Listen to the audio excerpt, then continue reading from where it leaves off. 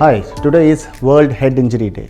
Any patient that comes to the emergency department with suspected signs of head injury, that is seizure, persistent headache, vomiting, retrograde amnesia, that is not remembering the episode, bleeding from the ear, nose or throat, any of these patients, as emergency medicine specialists, for us it is important that we first stabilize the airway, breathing and circulation of the patient. When I say airway, breathing and circulation, it means the oxygen that comes from the external environment should enter the respiratory tract or our airway, should reach the lungs properly. From the lungs it should get diffused into the blood. From the blood it should reach the heart, and from there it is pumped into various organs. Now injured organs, especially the brain, requires oxygen. So our job is to ensure that this oxygen pathway is maintained. For this we might have to put the patient on ventilator, we might have to give supplemental oxygen, we might have to maintain the BP, we might have to give fluids or blood products. The other important thing is to not to miss other external injuries or external bleed or internal bleed, and also to make sure that the body temperature of the patient is maintained. Then we refer the patient to the neurosurgery for definitive treatment.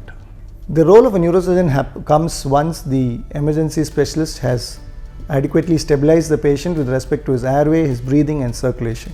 So what we do is check the neurological status by the Glasgow Coma score, which checks the eye opening, the verbal output and the movement to pain or call. And we also look at the pupils, and based on this there is a score wherein he is having a mild injury, a moderate injury or a severe head injury. The first investigation which is required is a CT brain, which evaluates and sees if there is a bleeding or a fracture or any features of raised intracranial pressure. Now in case if it is there and he needs surgical intervention, he goes into the neuro-OT where a decompression, evacuation of the clot is done. Otherwise, he goes into a neurosurgical ICU which is specialized to take care of such patients, and also a ICP monitor can be placed to continuously monitor his pressures so that anytime there is a raise in pressure, we can further intervene and take care of him at that particular moment. When a case of a head injury comes to the casualty or the ED department, it is first seen by the ED specialist or the casualty medical officer. They assess the patient and stabilize them if they are unstable. Once the stabilization is over, the ED specialist will give a call to the neurosurgeon and the craniomaxillofacial specialist. They usually come together and see the patient and assess them. Once the assessment is over, they are usually sent for an imaging or a CT scan or an MRI.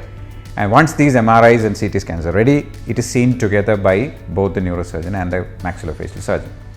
And once they are seen this, they may be planned for a surgery or they get shifted to the ICU. During the surgery, if both the problems of the head injury and the facial bones are present, they will be operated together with both the neurosurgeon and the craniomaxillofacial surgeon.